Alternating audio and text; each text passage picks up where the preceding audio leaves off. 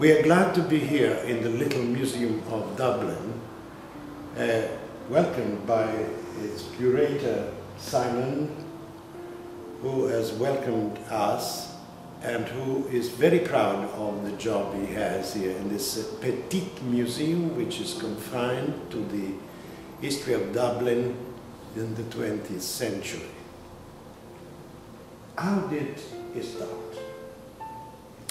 Well, we felt back in February of last year that we could create this museum through public donation, that if we asked the people of Dublin to donate items of memorabilia, interesting items that told us more about the story of the city's history, that we could create a small museum that told the story of Dublin without really very much money from the state. You know, everyone knows that times are difficult here, so through public donation we created this museum in 5 months. The museum is composed of 2 rooms on the first floor of a Georgian townhouse, beautiful Georgian townhouse here in St. Stephen's Green. And this first room tracks the 1900s up to the 1930s, so the first 30 years of the century. A lot of that story is very political. Dublin is the centre of the nation's upheaval and the nation's history at the beginning of the 20th century. So we have a lot of political items in here, as well as literary items. For example, a death mask of James Joyce, a first English edition of his famous novel Ulysses,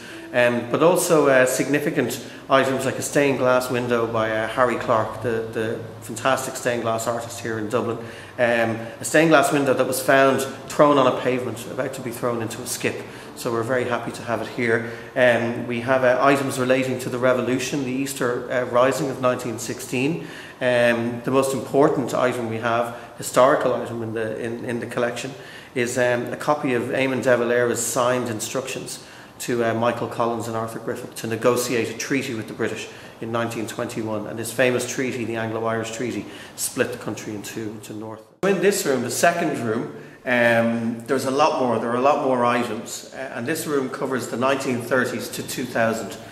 So the story becomes a lot more about social history and about the lives of people and a lot of unusual characters that lived here in Dublin and unusual events. The types of things that I suppose are part of the story of every city, and we try to track them all here in this second room of the museum.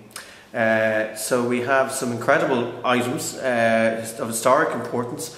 We have groceries from the very beginning of the first half of the century, from the 1920s, which are surprising to a lot of people to see how beautifully they're packaged here in Dublin. We have a lectern that President John F. Kennedy addressed our government from in 1963. He delivered a very important speech in the year that he was assassinated, in fact. So in World War II, Ireland was neutral, although we still refer to the war as the emergency. And we issued houses with ration books and with gas masks. We have a gas mask from World War II here and a ration book that visitors can look at. And although we were neutral, we were nonetheless bombed during World War II by German forces in the North Strand, which we have a fantastic archive photograph of some of the destruction from that bombing. And many Dubliners who visit the museum today still remember the bombing on the North Strand. So we have an incredible postcard here that Samuel Beckett wrote to a young boy in Dublin in 1976. Samuel Beckett was born in and grew up in this house in Foxrock in South County Dublin. The house is called Cúil Dranagh, and in 1976 Mr. Beckett is living in Paris, and a young boy living in the house writes to Mr. Beckett asking him about his house, his old house in Foxrock. Mr. Beckett writes back this beautiful little note, and he mentions, "Perhaps you too were born in April." He identifies with this little boy living in his house. And when we go on to the other side,